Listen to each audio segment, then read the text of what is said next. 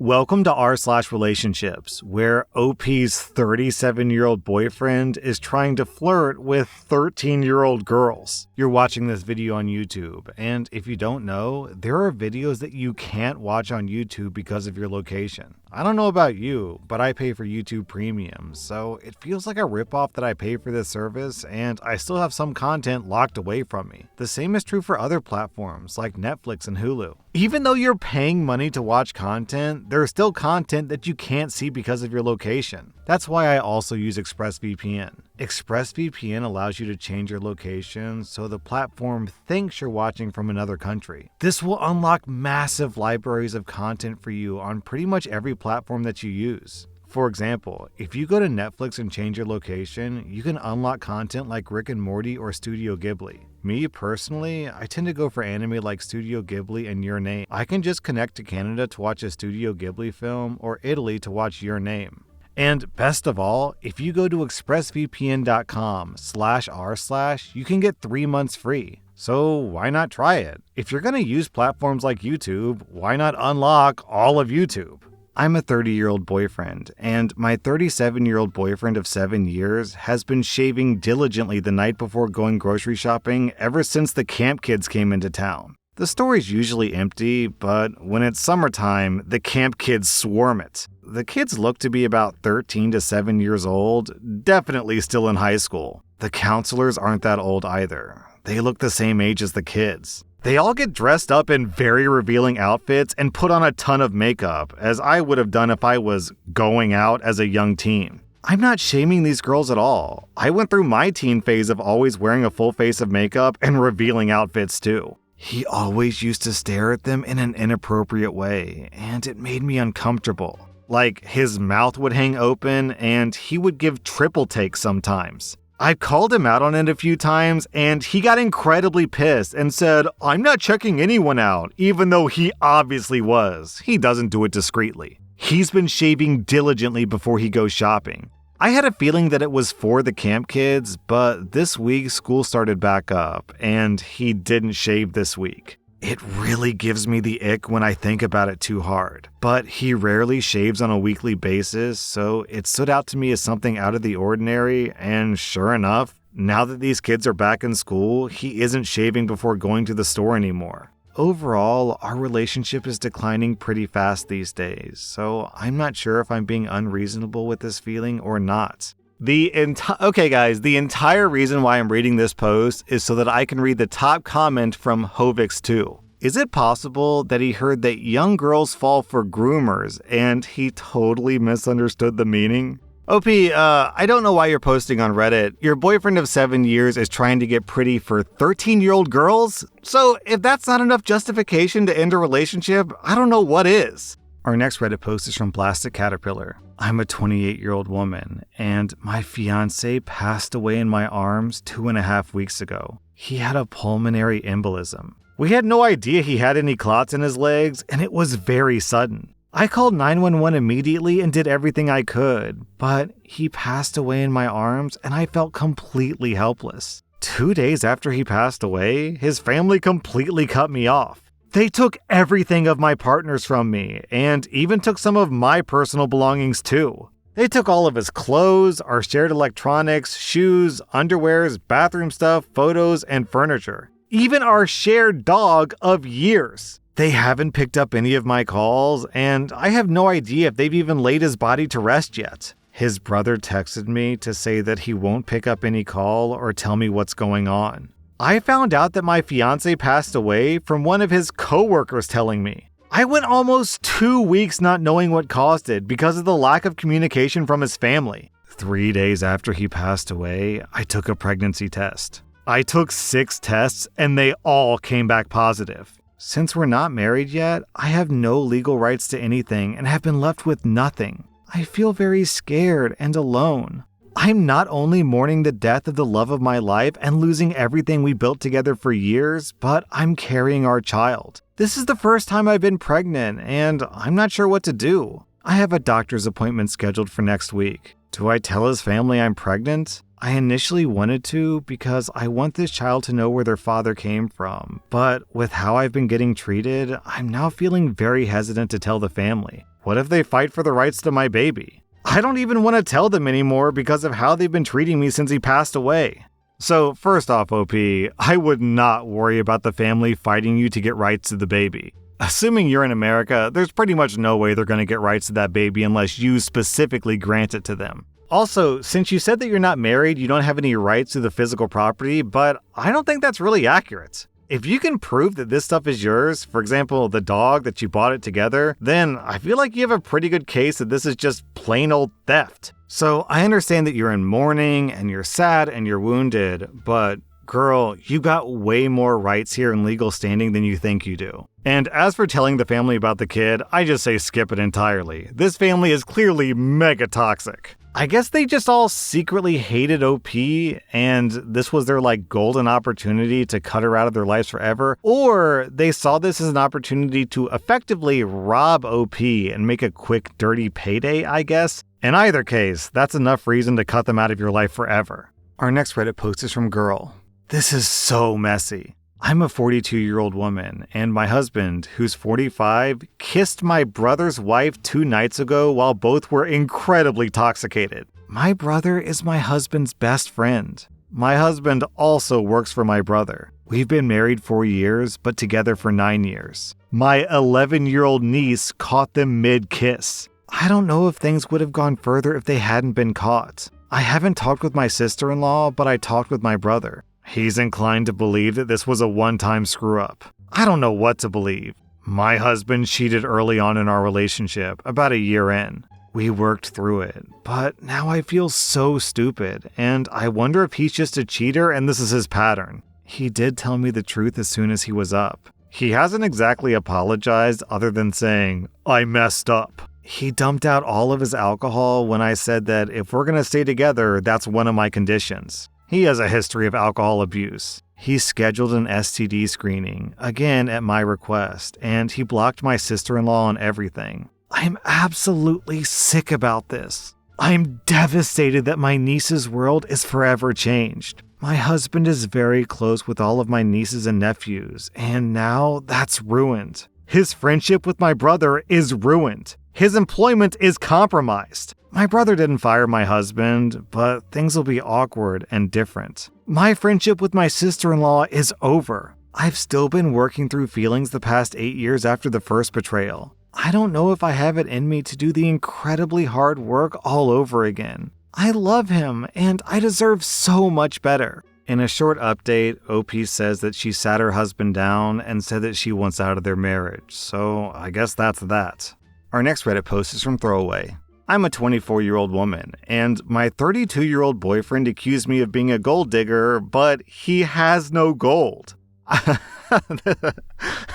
love this first line. I live with my boyfriend, and we're poor. We live in a box flat with a bathroom so small that I can take a dump, wash my hands, and have a shower all at the same time. I work 2 jobs to keep us afloat. I'm a bartender at a strip club at night and a hairdresser by the day. He's an Uber delivery driver that works flexible hours, but I would say that he only works 3 hours and spends the rest of his time investing in crypto. I don't mind being the breadwinner, but to be clear, that's what I am. I am the breadwinner, hands down. Every time I ask him to pick up more shifts, he says that he will, but then he never does, which has caused arguments recently. Our landlord recently increased our rent, and I've asked my boyfriend for more financial help for our flat. But he says that he's put his money into investments that the government can't touch, and by that, he means his crypto scheme. I eventually put my foot down and told him that we don't have money for investments. We need housing, gas, electricity, water, food. He told me that all I talk about is taking his assets and that I'm a gold digger.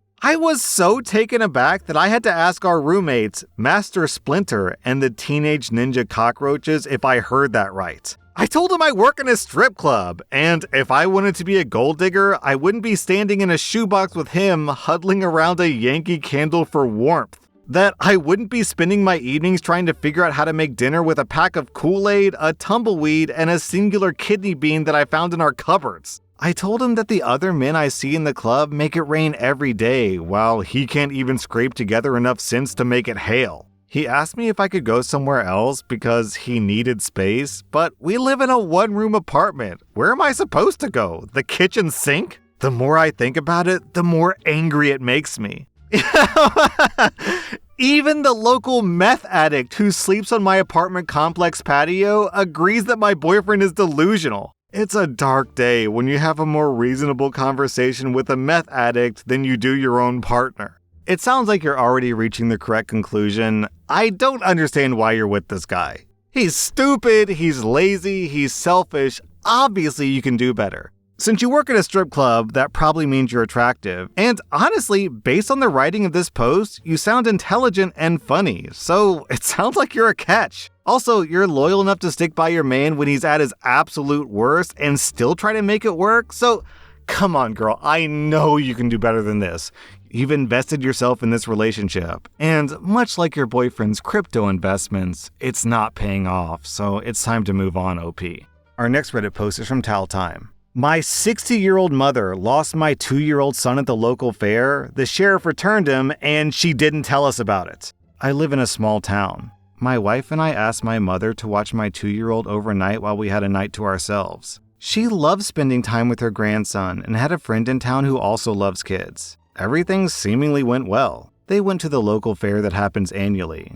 We didn't hear about any problems. However, today at work, a local person commented on seeing my son at the fair and made some comment about the sheriff finding my son and returning him. As in, my son was apparently lost enough that the sheriff had to return my son to my mother at the local fair. This obviously happened while my mother was responsible for watching him. She did not tell us about it. This happened 4 to 5 days ago, so she apparently planned to continue to not tell us. Either she thinks that it's not a big deal, or the person was exaggerating. This event would not surprise me coming from my mother based on previous observations of her taking care of him. I have no reason to doubt this person. This will cause immense drama for her because my parents have already gotten testy regarding the my house, my rules concept in relation to how a guardian should behave. Where do I even go from her? Confront her? Never let him stay alone with her again? I want her to have the opportunity to be a grandparent, but that can't happen at the expense of my child's safety. I'm a little blown away by all of this. OP, step number 1 is to call up the sheriff and confirm the story. That one's easy. Step number 2 is to tell your wife, because if you're upset that your mom didn't tell you, imagine how upset your wife is going to be that you didn't tell her. It's just, I think it's fine to get the facts from the sheriff first before causing drama in the family and bringing it to your wife. Who knows, maybe the guy that you met did lie to you. Third, unfortunately, if all this checks out to be true, then you absolutely can't let your mother watch your kid alone anymore. She can visit, she can come over for the holidays or whatever, but I would personally never let her watch the kid again. Your mother is literally negligent, so if you allow her to watch your kid, then you're also being negligent. Our next Reddit post is from Marcelly. My girlfriend doesn't want me to keep our current dog because my dog is old and my girlfriend thinks that she'll cost more money than we need to spend. How can I respectfully tell her that I am not getting rid of the dog? Me and my girlfriend have been dating for 6 years. I brought a dog into the relationship who was 5 years old at the time. The dog is currently 11. I had a conversation with my girlfriend about this and the possibility of getting another dog. The first thing she said was, "No, dogs in general are expensive. Which reminds me, you should get rid of the brat that we have right now because old dogs like her are so much more expensive." After she said this, I told her the dog is my best friend and something I would never get rid of because she means so much to me. I told her that the dog matters more than money. She got pissed. She said the dog should matter less than what she wants because we've been dating for 6 years. I simply got up and left the room to calm down. The dog has never been a problem. My girlfriend hasn't had to do anything with her other than feed her at night when I'm at work. The dog hasn't ever been a problem in the time that we're dating. My dog is lazy, and all she ever wants is a daily walk that my girlfriend never has to do. I've owned this dog for longer than we've been dating, and this dog gave me the love that I wasn't able to get from anyone. How can I tell my girlfriend that I'm not going to get rid of the dog? I don't want to cause more problems than needed, but I do care about my girlfriend, and I don't want to lose her because of something as stupid as this. OP, okay, people on Reddit are really quick to say, divorce, break up, that person is toxic, cut them out of your life entirely. And it's just very easy and glib to say, cut this person out of your life when you've got 6 years of relationships and love to factor in. But honestly, based on this post, I do genuinely, truly, in the bottom of my heart, believe that you should break up with this girl. There's a lot of red flags here. 1, she has no care for another living being. 2, after living with that dog for 5 years, she hasn't developed any love or connection or sympathy with this dog at all. She just views your dog as a pure annoyance. Do you really want to live with someone who's that incapable of empathy? 3rd, she literally just doesn't care what you want, OP.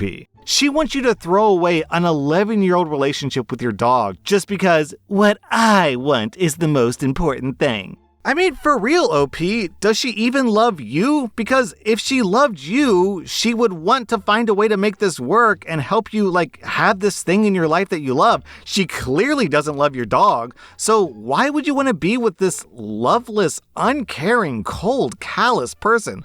Please dump this girl, OP. It looks like after 6 years, she's finally showing you her true colors. Our next Reddit post is from Throwaway Facebook.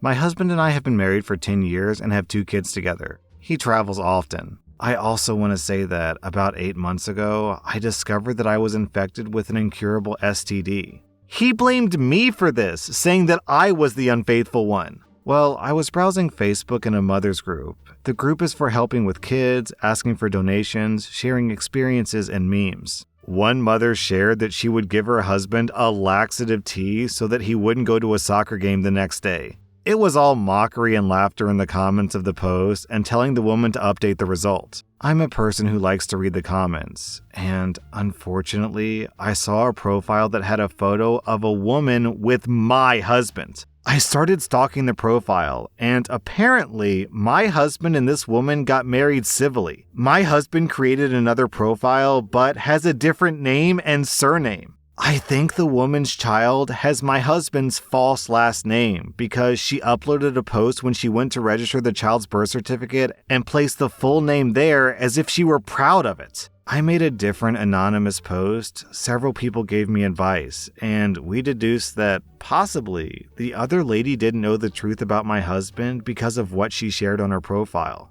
I wrote to her, and I was surprised that she does know that he's married. They've been married for 2 years, and their baby is approximately 14 months old. Although, technically, they're not married because my husband is married to me, so their marriage isn't valid. I hired a lawyer, took all the evidence, and I'm in the process of divorce. Since then, my husband has left the house to live with her. Also, he refuses to give alimony, claiming that he has another child to support, and that if he has to give alimony to kids, he'll seek the minimum payment even if he quit his job. How do I proceed with my life? I feel very limited in rebuilding my life because of my STD and my kids. Oh man, this story is a gut punch.